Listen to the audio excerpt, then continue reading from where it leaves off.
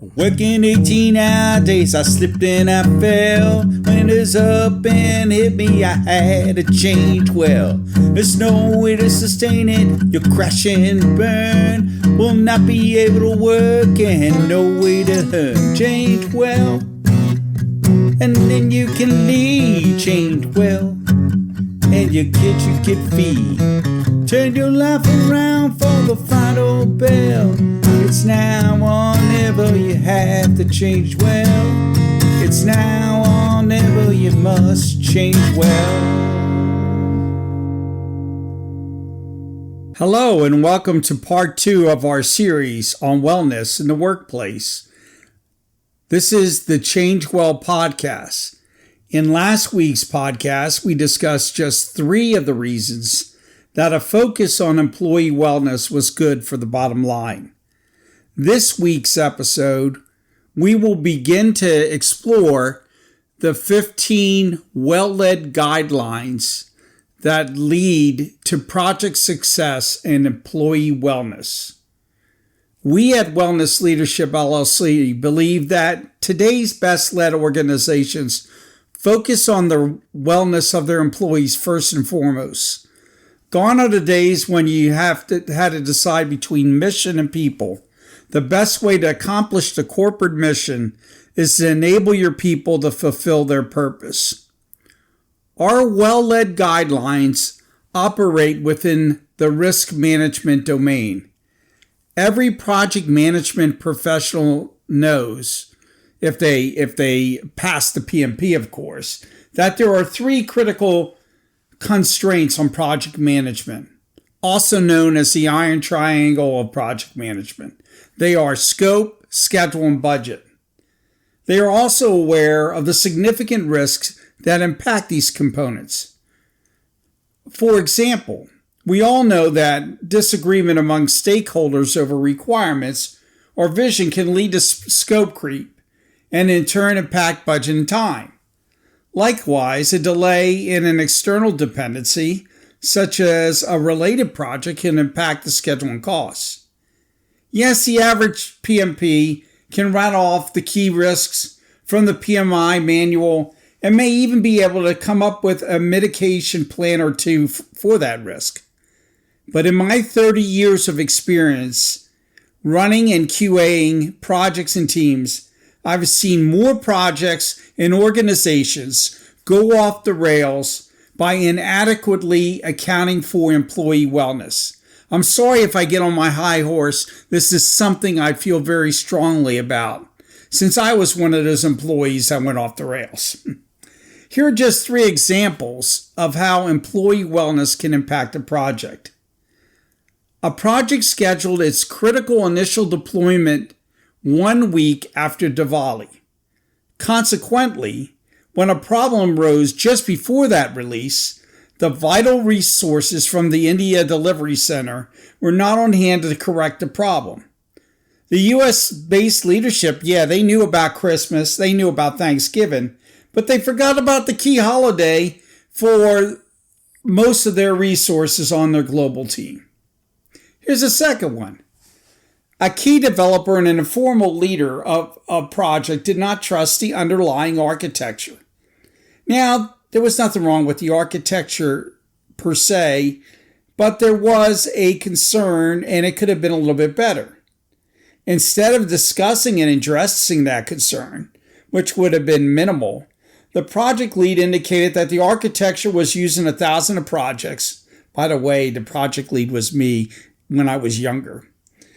And because of that, instead of listening to the minor recommendation of the developer, the developer got very anxious about the pending rollout and decided to leave the project. And this was at a crucial time, and it took a few critical resources with them. Me in my younger days when I didn't know about this kind of stuff. Third, a project was pushing toward a tight deadline and shifted to a mandatory work schedule. The new schedule impacted the employees' non-work appointments, such as school and daycare pickup, causing anxiety and resentment. As a result, absenteeism increased and productivity decreased, impacting the schedule even more. I could name many, many more examples. Most of them I caught, in my later years as QA and made sure people corrected them. But our 10 to 15 minute podcasts would turn into hours and quite frankly would not be very inspiring. So instead of going on and on about the problems, I'm going to talk about the well-led guidelines, giving an example of where it could be a problem, and then how to mitigate this risk.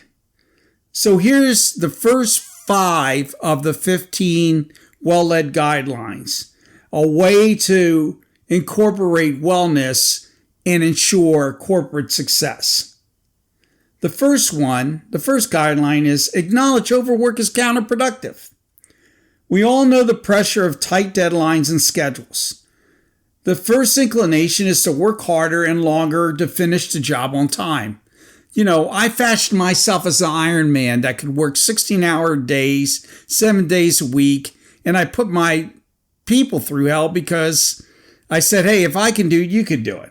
That's not the right approach. Overwork is counterproductive and leads to burnout.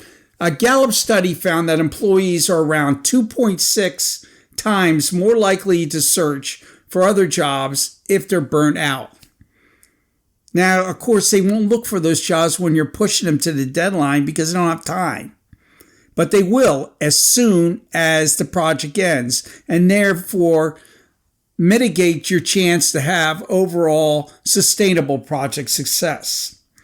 Also, overworked employees tend to make more mistakes and errors in judgments. I first learned this lesson from my high school football coaches, believe it or not. One year, the new and full of fire coaches conducted a football camp with 3 daily hard workouts. The team lost 2 critical early games due to injuries, resulting in the team missing the playoffs. The following year, though, the coaches adjusted and adapted and added a rest period each day at the pool. The result? A team that wasn't that good on paper relative to the team the year before was in the playoffs and won them. The lesson of the football team applies to the workplace. Overwork in the office can lead to critical mistakes, rework, problems with retention, and absenteeism. It also can lead to people falling asleep on the job. Before I got to the message on overwork, I remember being on a late night troubleshooting call and hearing snoring on the background. Our testing lead, who'd had been up for almost a day, had fallen asleep. What are some tricks to avoid overwork? First and foremost, if someone is allocated as a part-time FTE, they have other things to do, but they're dedicated part-time to your project. You cannot schedule them and load them in the project as full-time. In fact, you may not even be able to schedule them. You won't even be able to schedule them at half-time because they also have things to do after their other responsibilities. Second, for full-time FTEs, load them in the schedule for no more than 6.5 hours a day. I know that sounds low, but trust me, it'll. You want to say what you mean and mean what you say. You want to promise what you can deliver. So this is a way to ensure project success. Now, of course, we may not be all doing waterfall project plans. So if you're working in an agile structure, ensure you account for non-productive time in your capacity points. 3, if the resulting schedule after correct loading that we just talked about is too tight to hit a deadline, either pull in additional resources so you can hit the deadline or make the hard decision up front to move the deadline and communicate that difficult message up front before burning everybody out and potentially risking project success. Fourth, You need to make sure you account for key holidays for all groups on a global team. We talked about that earlier in the podcast. An excellent way to do this is to subscribe to an online service such as GlobeSmart or your organization's equivalent. If you want to learn about the link to GlobeSmart, I have it in the associated blog that are in the show notes. So you could go to the blog, click on the link, and find all about GlobeSmart. It's an awesome tool. Fifth and final, during a crisis, ensure only the people critical to solving the problem are on call. Let the rest off the hook. Sometimes this takes some prodding.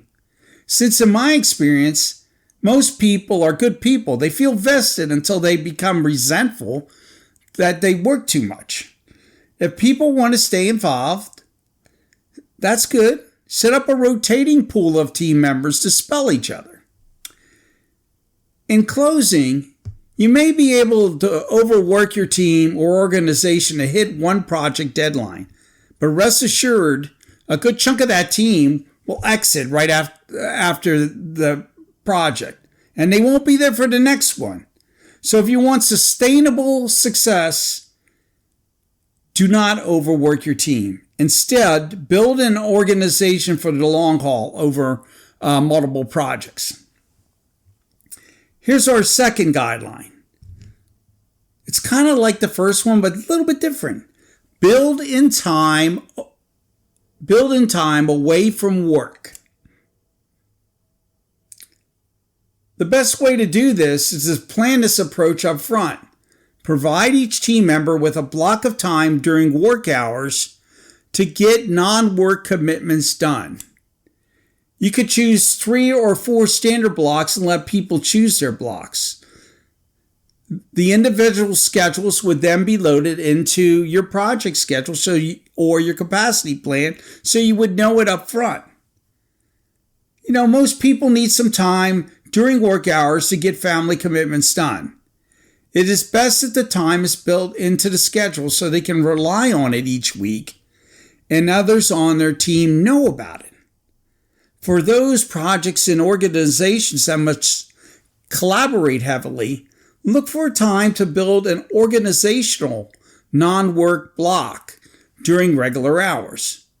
Even though it was 30 years ago and I was in a different occupation, the military, I remember when General Shalikashvili used this concept effectively as commander of the 9th Infantry Division.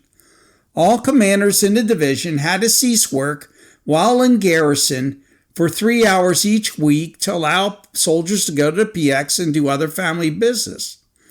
This was quite effective in building morale and allowing soldiers needed family time when they were not in the field. Of course, we didn't do this when we were in the field.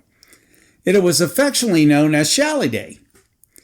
And it worked because, proof is in the pudding. General Shalikashvili went on to be the chairman of Joint Chiefs of Staff and one of our most decorated generals.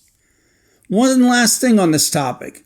Once you establish work hours, set policies to not call, send emails, or hold meetings during non-work hours, except in real emergencies, and don't make up some fake emergency. Once the policy is set, you need to lead by example. You don't answer emails during non-work hours. The third guideline. Incorporate fun and incentives. Even when you properly plan not to overwork your team and give them appropriate time off, challenging projects and programs can be a real slog. It would be best to find a way to make the project fun as the organization strives for a common goal. One of my first bosses was the master of building fun into the project. Here's my favorite example. For one project, she made a poster of the Empire State Building with a stage of the project, design, code, tests, etc., every 30th floor. Then she gave each team a small cutout figure of King Kong with the name of their assigned work stream. We would gather twice a week at the end of the day to move up our King Kongs up the Empire State Building, and it was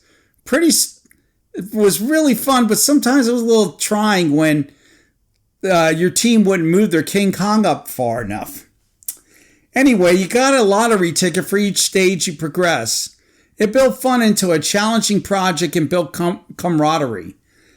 And some people even won up to $100 on the instant lottery ticket. Not enough to get them off the project, but it was fun. And a lot of times they would share the $100 with the rest of the project. The fourth guideline: you need energy during your project, so offer healthy, culturally appropriate snacks and foods. Projects run on time need people with energy. Almost everyone who has been on a project has had a pizza or wings lunch at one time or the other. I'm not talking about that. Pizza and less nutritious foods can be occasional treats, but look to provide your team with healthy snacks. They need nutritious options to do their best work. And when planning outings, include healthy food that fits your team's dietary needs. Here's a funny story. It was not too funny, actually. I will never forget the first 2 times we had outings in Texas on this project. The leadership in charge of the food choices ordered barbecue, hardcore barbecue. This is okay for most people in Texas, but half my team was vegetarian. After fretting that they only had potato salad for sustenance, I made the rule that all outings were to have a vegan option. Food that fits a team needs vegetarian food for vegetarians and also healthy snacks. The last guideline for this podcast: when it snows, stay home. Don't risk your employees' health from a pandemic, we all know that, or weather risks. In addition, you should build a schedule contingency for such an occasion and a weather risk with an appropriate mitigation plan. Hey, schools have weather days. Projects need them also. We all know about this risk from recent pandemic, but weather and its impact on employees' safety are sometimes not always considered. Here's a real life example. We were pushing for the deadline of a major project, and there was some indication that an ice storm would hit that evening. Our project decided to hold a meeting to determine how to deal with the project risks when the organization we were working with left early to avoid the storm. They're smart. The risk management, as all risk management meetings go, went long. And we did 3 things wrong. All of us Southerners, we blew off the risk of the ice storm. Second, we were so immersed in the other risks and their mitigation that no one checked if the ice storm risk materialized. No one walked outside the door. We were in there debating what we're going to do next. Third, once we left for the night and the roads had become exceedingly dangerous, and that was very evident. There was no plan to accommodate people in a nearby hotel. The result? 3 people were injured. Not injured seriously, but pretty bad. I mean, one broke their leg, walking to their cars or slipping into a ditch with their cars. And other people were anxious. It took me 5 hours to drive home when it usually took me 1 hour. Bottom line, do not discount the ice storms of risk. Have a mitigation plan and take care of your employees' safety. I hope these first 5 well-led guidelines have been helpful and have given you ideas to solve for both mission and people. Until next week, change well.